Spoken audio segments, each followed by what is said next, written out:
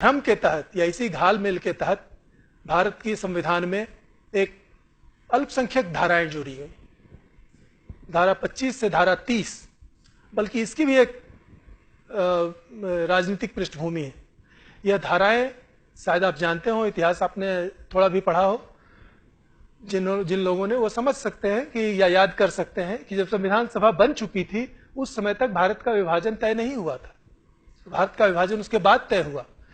मोल तोल, बातचीत, विमर्श, कॉम्प्रोमाइज के प्रयास ये चल रहे थे और इस बीच कॉन्स्टिट्यूशन असेंबली अपना काम कर चुकी थी और उस समय ये धाराएं डाली गई थी, जिसका मंतव्य यह था कि जो मुस्लिम लीग या जो मुस्लिम राजनीति या मुस्लिम समुदाय देश को अलग करने की मांग कर रहा है उसे संतुष्ट किया जाए। इसके लिए उन्हें विशेष सुविधाएं, विशेष अधिकार देकर के संविधान बनाने का प्रयत्न किया जा रहा था और यह धाराएं तब की डाली हुई हैं 1925 से 30, उनका जो मूल ड्राफ्ट था।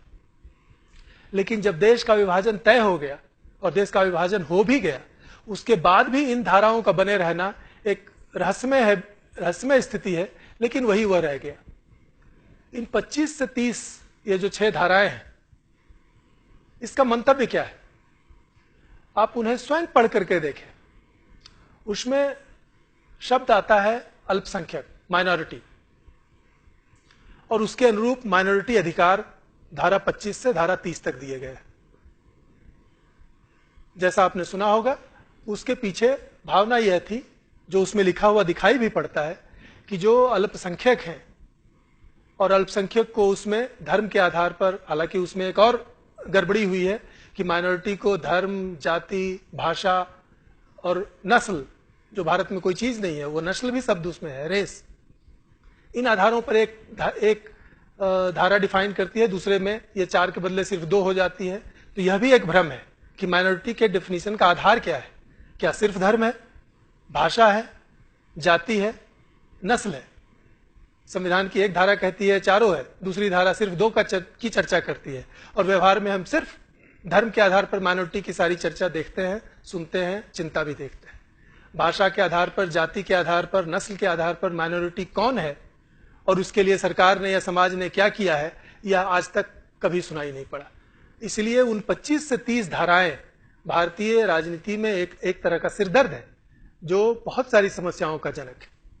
तो मुख्यतः उसमें माइनॉरिटी के अधिकार सुनिश्चित किए गए हैं, जिसके पीछे संभवतः भावना यह थी कि उन्हें यह महसूस ना हो कि एक धार्मिक अल्पसंख्यक होने के कारण उन्हें कुछ अधिकार न मिले।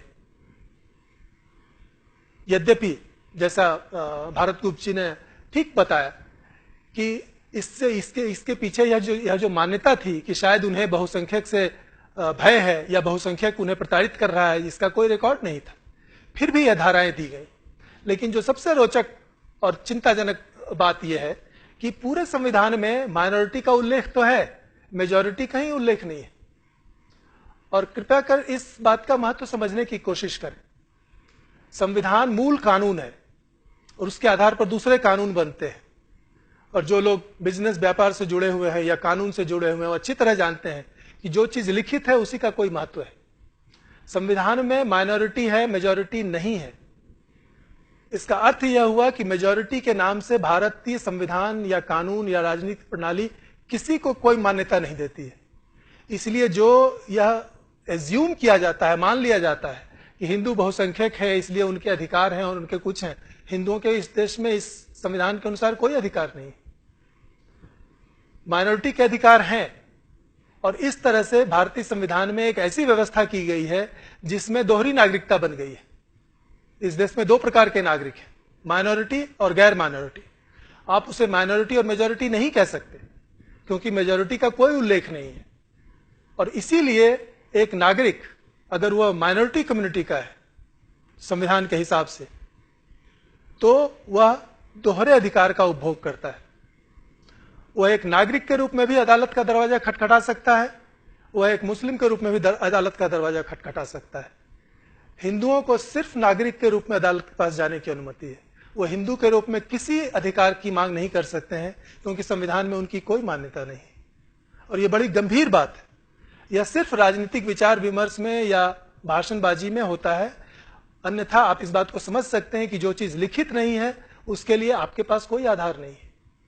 और इस तरह से उन धाराओं ने 25 से 30 ने जो एक माइनॉरिटी राइट्स बनाई, जिसका मंतव्य यह था कि माइनॉरिटीज को उन अधिकारों से वंचित न होना पड़े जो मेजॉरिटी को हो, वह व्यवहार में ऐसा हुआ या बन गया, जो बिल्कुल मुकम्मल लागू है, कि वह अधिकार सिर्फ माइनॉरिटीज के हैं, किसी और के नहीं।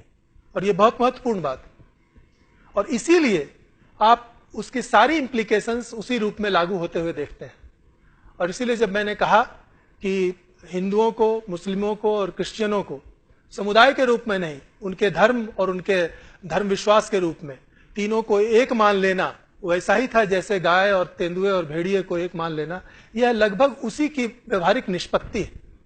अगर आप उन तीनों को एक मान लें, एक जानवर मान करके एक साथ रख दें और कहें कि तीनों के प्रति हम समभाव रख सकते हैं, तो जो परिणाम होगा वही भारतीय राजनीति में इन रिलीजन और धर्म को एक मानने से हुआ। और उसका पहला इंप्लीकेशन आप इसमें देख सकते हैं कि जिन धाराओं को इसलिए बनाया गया कि उन्हें उससे वंचित न रहना पड़े, उन्होंने तुरंत उसका यह अर्थ कर दिया कि ये आपके नहीं है, ये सिर्फ हमारे हैं। और व्यवहार में भी यह है। एक बार किसी ने इसकी चर्चा की कि भाई ये तो बड़ी गड़बड़ बात है, संविधान में तो ये भावना नहीं होनी चाहिए कि दो प्रकार के नागरिक हैं, बल्कि समानता का अधिकार संविधान के फंडामेंटल राइट्स में है। इसलिए इस जहां पर यह अर्थ निकल रहा है कि ये अधिकार सिर्फ माइनॉरिटी के हैं और दूसरे के हैं ही नहीं, तो इसको स्पष्ट कर देना चाहिए कि नहीं, ये सब के हैं। तो एक मुस्लिम बुद्धिजीवी ने कहा भी कि नहीं, हम ये नहीं स्वीकार करेंगे, क्योंकि अगर ऐसी घोषणा आप करते हैं या ऐसी व्याख्या करते हैं, इसका मतलब आप माइनॉरिटी को नीचे लाना चाहते हैं। मतलब वो स्वयं समझते हैं कि वो जो धाराएं हैं या माइनॉरिटी अधिकार हैं, वह उन्हें बराबर नहीं, ऊंचा स्थान देते हैं। वो इसके प्रति सचेत है। उन्हीं धाराओं में जो पहली धारा है 25, उसमें एक अधिकार धर्म प्रचार का अधिकार भी है। कहने के लिए धर्म का अधिकार है, फ्रीडम ऑफ कॉन्सेंस, लेकिन उसके डिटेल में आप जाएं तो उसमें प्रोपेगेशन ऑफ रिलीजन भी लिया हुआ है। यह वह अधिकार है जो पूरी दुनिया में किसी संविधान में नहीं है। और propagation of religion, exact religion जो था उसी अर्थ में है, क्योंकि धर्म के प्रोपेगेशन की तो कोई बात नहीं होती। धर्म तो भारत में सर्वत्र व्याप्त है, इसलिए इसका प्रचार का मतलब है कि आपने इसे सिर्फ रिलीजन के अर्थ में लिया है। जिस तरह से क्रिश्चियन मिशनरीज अपने धर्म को प्रोपेगेट करते हैं, जिस तरह से इस्लामिक तबलीगी अपने धर्म का प्रचार करते हैं, दूसरों को कन्वर्ट करने के लिए आमंत्रित करते हैं या दबाव डालते हैं या प्रलोभन देते हैं, यह सिर्फ वही अर्थ है, प्रोपेगेशन ऑफ रिलीजन। और यह अधिकार उन्हें दिया गया। और इसीलिए मैं जब ये बार बार जब ये तुलना कर रहा हूं गाय, तेंदुए और चीते की, तो इसमें यह गलतफहमी नहीं होनी चाहिए कि मैं व्यक्तियों के बारे में कह रहा हूं।